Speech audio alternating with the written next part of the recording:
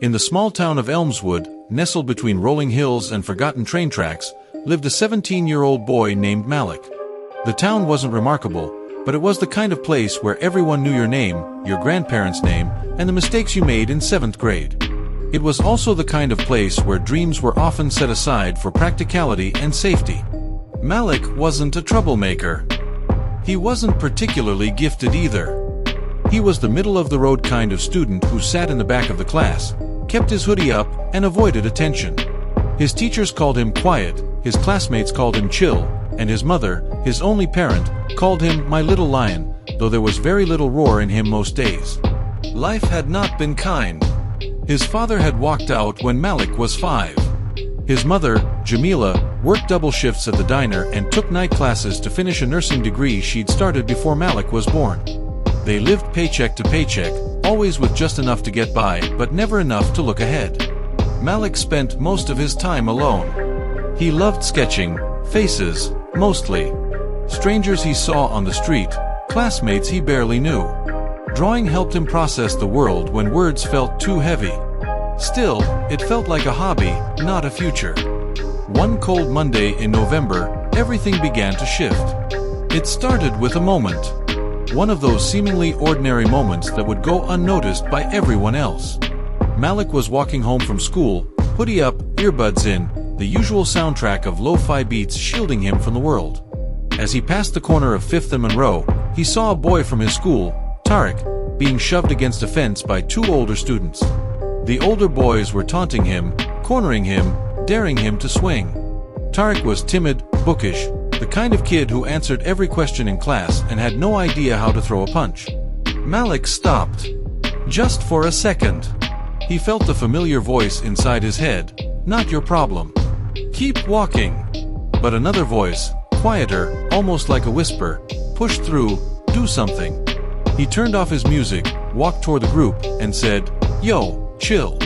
He didn't do anything. The older boys turned to him, sizing him up. One scoffed, said something about minding his business, but after a tense beat, they walked away. Malik didn't look at Tariq. He just nodded and kept walking. That single moment might have ended there. But it didn't. The next day, Tariq sat next to Malik in class. Then during lunch.